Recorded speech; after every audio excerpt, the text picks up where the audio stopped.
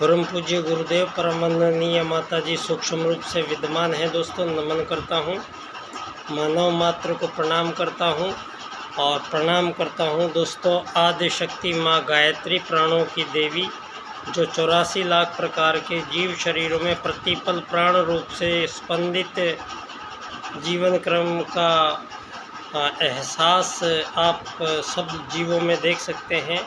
सभी जीव जितने भी प्राणी हैं वो प्राण से संचालित है और ये प्राण है, यही आदि शक्ति माँ गायत्री है।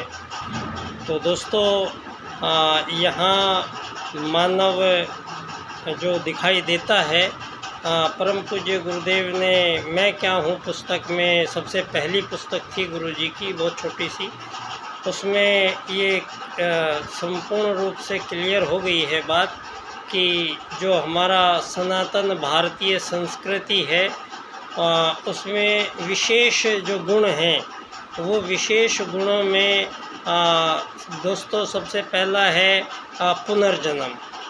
पुनर्जन्म की जो एस्पेक्ट लेके मानव जीवन धरती पर रहते हैं दोस्तों, ये मानव होने का उनका ऐसा प्रमाण है कि मानव धरती पर अपने संपूर्ण एहसासों का प्रदर्शन करते हैं दोस्तों।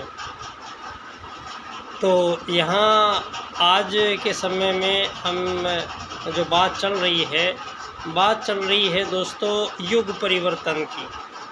तो युग परिवर्तन परम पूज्य गुरुदेव इस धरा पर कल की अवतार के रूप में, प्रज्ञा अवतार के रूप में धरती पर हमारे बीच में आते हैं और आज के परिप्रेक्ष्य में जहाँ बहुत जनसंख्या भी है और एक ऐसी स्थिति सी आन पड़ी है दुनिया में कि ये आज़ाद देश के नाम पर सीमा रेखाओं में लोगों को भर दिया गया है और सारे संसार के मानवों को उन सीमा रेखाओं में ही कैद करके रखा जाता है और दूसरे सीमा रेखा पार करते ही दूसरे लोग गोली से मार देते हैं या उनको वहाँ पर शरणार्थी कह के पुकारते हैं।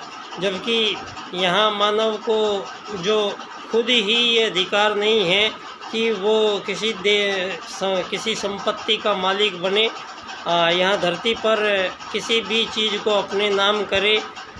ये मानव की ओछी और उथली बुद्धि इसलिए है क्योंकि यहाँ आत्मत सर्वभूतेषु के सिद्धांत का खंडन यहाँ आप लोगों ने किया है।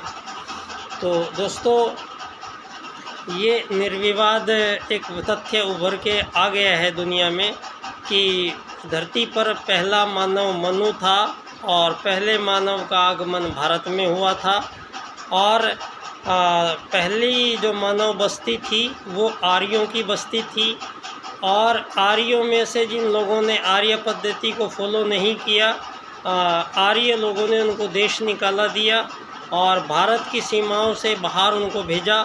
इस प्रकार से वो लोग धरा के भिन्न भिन्न स्थानों पर जाकर बसते रहे और सारे संसार में जो भी मानव हैं, ये सारे संसार के मानव एक ही पिता की संतान हैं और उन सारे मानव जाति के पिता जो है वो मनु है। तो दोस्तों यहाँ आज कुछ बातें जो है वो स्पष्ट हो जानी आवश्यक है। यहाँ पर जितने भी मानवों के बीच में युद्ध, शोषण, वध, हत्याओं का लंबा सिलसिला है, तो इन सब का समापन करने के लिए ही ये युग परिवर्तन प्रक्रिया चल रही है और मानव के संपूर्ण कर्मों का पुनर्निर्धारण परम पूज्य गुरुदेव के अनुसार हुआ है। आत्मत सर्वभूतेषु वसुदैव कुटुम्बकम। दोस्तों बहुत बहुत धन्यवाद। बच्चा डॉक्टर।